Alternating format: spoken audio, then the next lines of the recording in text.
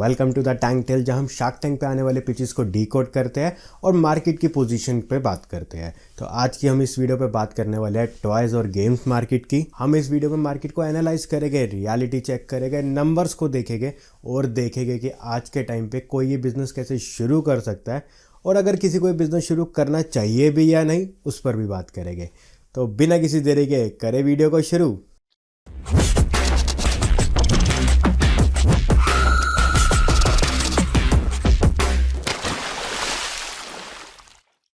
अगर आप shark tank देखते हो तो आपको पता होगा रिसेंटली शार्क टैंक पे काफ़ी सारे बिजनेसेस आए हैं जो कि कुछ ना कुछ यूनिक टॉयज सेल कर रहे हैं और मार्केट में धीरे धीरे अपनी जगह बनाने की कोशिश कर रहे हैं। तो इतने सारे ब्रांड्स होने के बाद भी क्या मार्केट में इतनी जगह है कि कोई नया ब्रांड एंटर कर सके? चलो देखते हैं। तो ये है क्लैप स्टोर के फाउंडर वेदांग और यश, जिन्होंने एक ब्रांड स्टार्ट किया जो कि बच्चों के अराउंड टॉयज बनाते हैं। और इनके टॉयज कुछ इस तरह के वुडन टॉयज है जो कि काफ़ी यूनिक है और इनका कहना है कि ये टॉयज बच्चों को काफ़ी देर तक एंगेज करके रखते हैं और उन्हें मोबाइल और टैबलेट के स्क्रीन टाइम से दूर रखते हैं। जो कि मुझे लगता है कि अगर कोई भी इंटरेस्टिंग टॉय या गेम बच्चों को दी जाए जो उन्हें पसंद हो तो वो वैसे भी स्क्रीन टाइम से दूर रहते हैं। बट ये लकड़ी का टॉय शायद कुछ अलग हो। चलो देखते हैं। तो ये रिसेंटली शार्क टैंक के सीजन 4 पे है जिस पर हम आगे बात करने वाले हैं, लेकिन पहले समझते हैं कि ये मार्केट कहाँ स्टैंड करती है, उस पर बात करते हैं। तो Indian toys and games market का लास्ट ईयर का रिवेन्यू अराउंड 24,000 करोड़ के आसपास का था और ये बहुत तेज़ी से ग्रो कर रहा है। अगर ग्लोबल मार्केट साइज़ की बात करें तो 8.5 लाख करोड़ के आसपास का मार्केट है, जिसमें इंडिया का सिर्फ 0.3% का शेयर है। तो कौन लीड कर रहा है इस मार्केट को? सब जानते हैं कि चाइना सबसे ज़्यादा डोमिनेट करता है टॉयज मार्केट को, ग्लोबली भी और इंडिया में भी। अब चाइना ऐसा क्या कर रहा है जो हम नहीं कर पा रहे, उसे समझते हैं। टॉयज़ का मार्केट सिर्फ छोटे मोटे खिलौने नहीं है, अब इसमें बहुत सारी कैटेगरीज बन चुकी है, जैसे कि एजुकेशनल टॉय जो कि बच्चों को हेल्प करता है ग्रो करने में, या फिर सॉफ्ट टॉय जो कि बच्चों के साथ साथ एडल्ट भी प्यार मोहब्बत में दे देते हैं। वैसे भी वैलेंटाइन डे तो आ ही रहा है। एक्शन फिगर्स, इसका तो एक अलग ही मार्केट है और काफ़ी बड़ा मार्केट है। बोर्ड गेम्स एंड पजल जो कि आई थिंक स्मार्टफोन्स आ जाने के बाद थोड़ा सा श्रिंक हो गया, क्योंकि अब लोग मोस्टली प्रेफर करते हैं कि स्मार्टफोन पर ही ये सारी गेम्स खेली जाए। रिमोट कंट्रोल या फिर बैटरी ऑपरेटेड टॉय, इसका क्रेज़ भी काफ़ी ज़्यादा है इस मार्केट में। वीडियो गेम भी एक ऑप्शन है, लेकिन मैं उसे अभी के लिए इस मार्केट से अलग रख रहा हूँ। लेकिन अगर मार्केट में कोई भी नया और एक यूनिक प्रोडक्ट आ जाए तो उसकी डिमांड काफ़ी ज़्यादा होती है, चाहे वो पेरेंट्स के बीच में हो या फिर बच्चों के बीच में, लेकिन डिमांड काफ़ी तेज़ी से बढ़ जाती है। तो प्रॉब्लम क्या है? अगर मार्केट इतना बड़ा है तो सब पैसा क्यों नहीं बना रहे? इंडियन टॉय मार्केट का सबसे बड़ा प्रॉब्लम है चाइना का डोमिनेंस। इंडिया के 80% से ज़्यादा टॉयज अब तक चाइना से इंपोर्ट होते थे। चीप प्राइसिंग और मास प्रोडक्शन के कारण चाइना के मैन्युफैक्चरर्स इंडिया के मैन्युफैक्चरर्स को बहुत तगड़ा कंपटीशन देते हैं। लेकिन 2021 के बाद गवर्नमेंट ने इंपोर्ट ड्यूटी 60% तक बढ़ा दिया है और PLI स्कीम्स या बहुत सारी गवर्नमेंट स्कीम्स है जो आपको बिजनेस शुरू करने में हेल्प करती है। और अगर आप जानना चाहते हो कौन कौन सी गवर्नमेंट स्कीम्स है जो आपको बिजनेस शुरू करने में हेल्प कर सकती है, तो आपके रेफरेंस के लिए एक वीडियो आई बटन में डाल दिया, वो देख लेना। उसमें टॉप 5 गवर्नमेंट स्कीम्स की बात कर रखी है। तो इन्हीं इनिशिएटिव्स के कारण आप लोग देख रहे हो कि बहुत सारे लोकल कंपनीज अब मार्केट में उतर रही है और धीरे धीरे मार्केट में अपनी जगह बना रहे हैं। हेमलेस, फन स्कूल, लेगो जैसे ग्लोबल ब्रांड भी अब इंडिया में अपनी मैन्युफैक्चरिंग यूनिट्स को सेटअप कर रहे हैं। लेकिन अभी भी मार्केट में branded toys versus non branded low cost toys का कंपटीशन काफ़ी ज़्यादा बना हुआ है। चाइनीज़ टॉयज अभी भी इलीगली इंडिया में आते हैं और जिसके कारण ये प्राइस वॉर अभी भी चल रहा है। क्लैप स्टोर जो कि रिसेंटली टॉयज और गेम्स मार्केट में एंटर किया है, वेदांग और यश ने 2020 में अपनी इस जर्नी को शुरू किया था। इनका मोटिव है कि बच्चों के स्क्रीन टाइम को कम करना, मोबाइल और टैबलेट से उन्हें दूर करके फिजिकल गेम्स में ज़्यादा इन्वॉल्व करना। वैसे देखा जाए तो एक काफ़ी बड़ी प्रॉब्लम है इंडिया में भी और ग्लोबली भी, जिसे सॉल्व करने के लिए बहुत सारे स्टार्टअप्स इस पर काम कर रहे हैं। क्लैप स्टोर ने अपने इनोवेटिव्स और एजुकेशनल टॉयज़ के थ्रू मार्केट में एक अलग पहचान बनाने की कोशिश की है। इनका यूएसपी इको फ्रेंडली और sustainable toys, basically plastic free toys, और मैं भी इस चीज़ को बहुत ज़्यादा सपोर्ट करता हूँ। एंड आप लोगों से भी मेरी रिक्वेस्ट है कि अपने बिजनेस में जितना हो सके उतना कम प्लास्टिक यूज़ करो। ये एनवायरनमेंट के लिए भी अच्छा और आपके बिजनेस की इमेज के लिए भी अच्छा है। अभी तक इनके 8 से 10 SKUs ही है जो कि मुझे इनकी वेबसाइट पे मिले और मोस्टली वुडन और कुछ इलेक्ट्रॉनिक कंपोनेंट से बने हुए हैं। तो इनके प्रोडक्ट्स तो अलग है, लेकिन मुझे नहीं लगता कि इस तरह के वुडन टॉयज बच्चों के स्क्रीन टाइम को कम करने वाली प्रॉब्लम को सॉल्व कर पाएंगे, जो कि एक्चुअल क्लैप स्टोर के फाउंडर्स करना चाहते हैं। पेरेंट्स के लिए तो ये हीरो प्रोडक्ट है, उसमें कोई डाउट ही नहीं है, लेकिन बच्चे जो कि इनके एक्चुअल कस्टमर है वो इस तरह के एजुकेशनल प्रोडक्ट खरीदने में बिल्कुल इंटरेस्टेड नहीं होते। और वो इस तरह के प्रोडक्ट खरीदने में तभी इंटरेस्टेड हो गए जब उनको इस प्रोडक्ट में कुछ फ़न एलिमेंट मिले या फिर कुछ इस तरह का रीज़न मिले जो कि इस प्रोडक्ट की डिमांड सामने से जनरेट करे, बच्चे खुद आके इस प्रोडक्ट को मांगे। एग्जाम्पल के लिए आप सबने बचपन में टैज़ो कलेक्ट किए होंगे। अब ना तो उसमें कोई फ़न एलिमेंट था, ना वो कोई एजुकेशनल पर्पस सॉल्व कर रहा था, लेकिन फिर भी उसकी डिमांड काफ़ी ज़्यादा थी। अब वो किसी चिप्स के पैकेट में फ्री आता था, मुझे चिप्स के पैकेट का नाम तो नहीं याद, अगर आप में से किसी को याद हो तो मुझे कमेंट करके बताना। तो वो सिर्फ एक कार्डबोर्ड का पीस होता था जो उस चिप्स के पैकेट में आता था। तो बच्चे सिर्फ उस टैज़ो के लिए वो चिप्स का पैकेट खरीदते थे। उसके बाद वो चिप्स खाने में शायद वो इतना इंटरेस्टेड नहीं होते थे, लेकिन वो जो टैज़ो का जो कलेक्शंस होता था वो उनके लिए एक प्राउड मोमेंट होता था।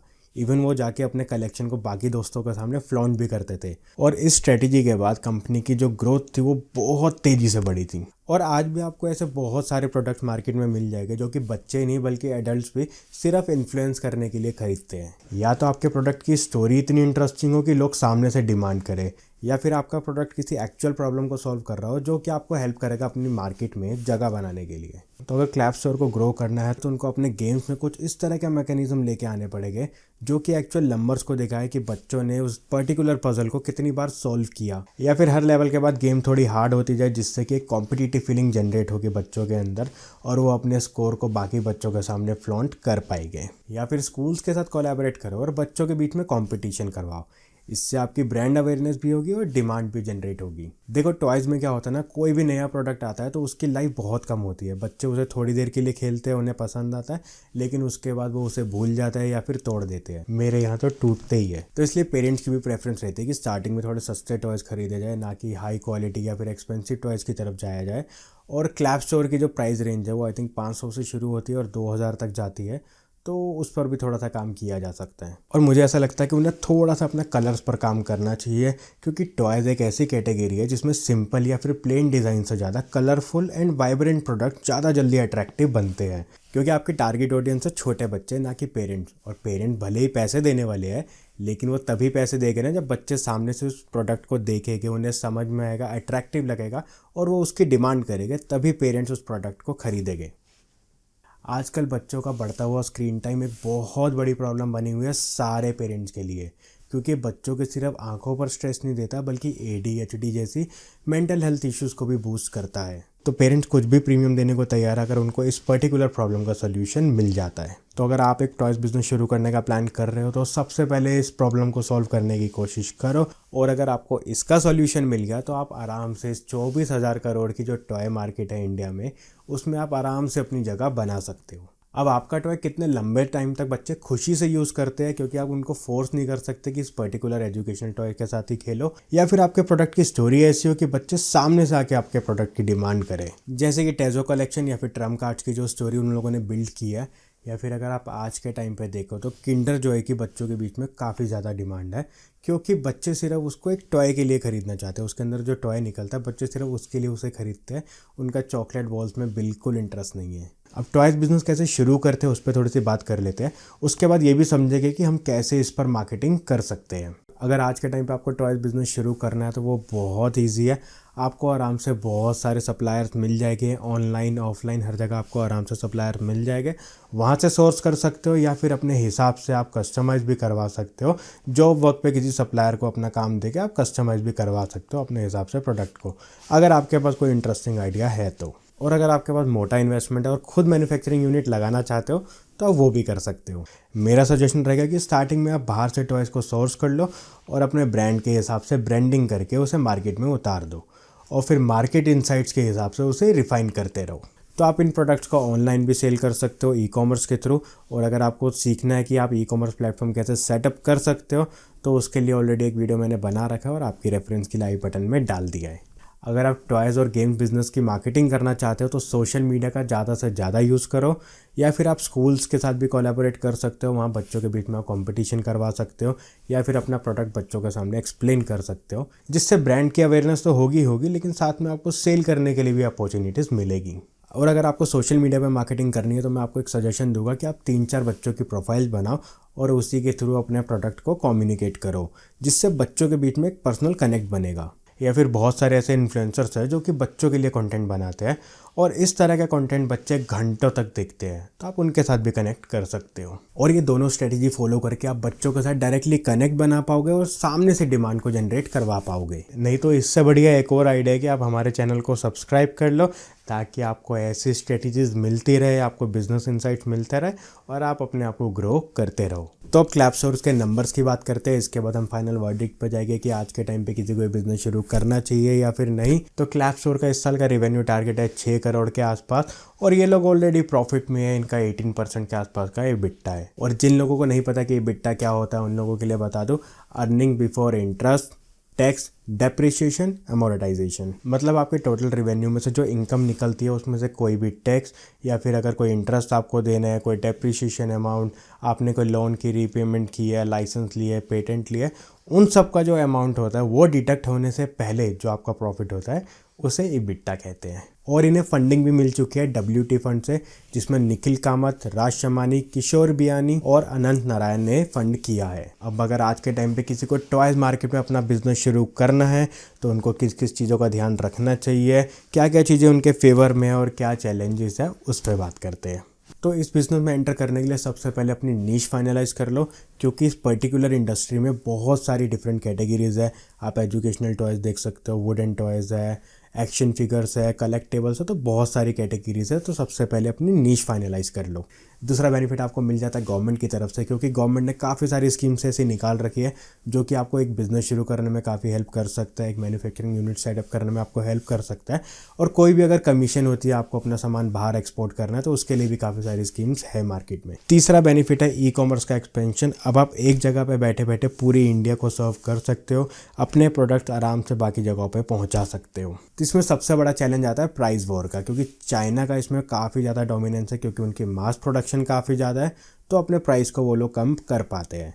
तो उनसे कम प्राइस में अगर आप बेच सकते हो तो आपके लिए बहुत बड़ा ग्रीन सिग्नल है, आप इस मार्केट में एंटर कर सकते हो।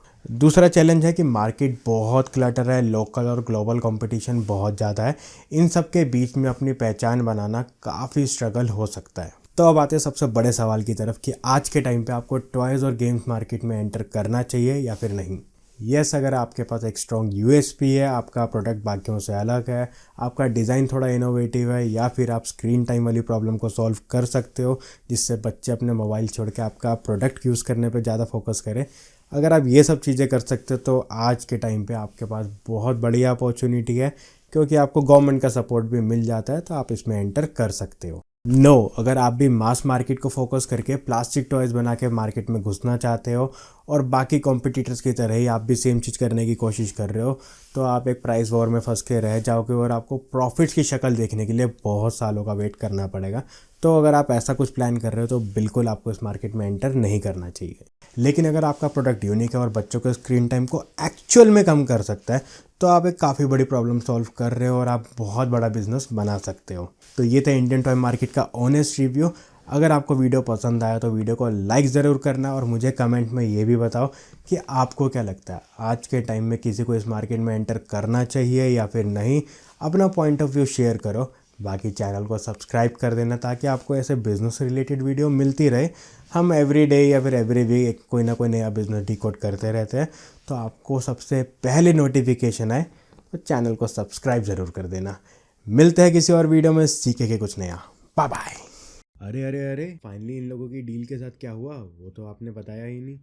इन लोगों को मिली थी ऑल शार्क्स डील, मतलब सारे शार्क्स ने इनमें इन्वेस्ट किया था। तो कॉन्ग्रेचुलेशन टू द फाउंडर्स। तो बेसिकली 1 करोड़ के बदले में इन्होंने अपनी कंपनी का 10% दिया, जिससे कि इनकी वैल्यूएशन बन जाती है 10 करोड़ की। लेकिन सारे शार्क्स की डील मिलना एक अलग ही खुशी है। तो ऐसे ही आप लोग भी अपना बिजनेस बनाते रहो, और अगर आपको कहीं पर भी कोई इशू आए तो मोशन बिंग है ना, तो जल्दी से चैनल को सब्सक्राइब कर लेना। Bye bye.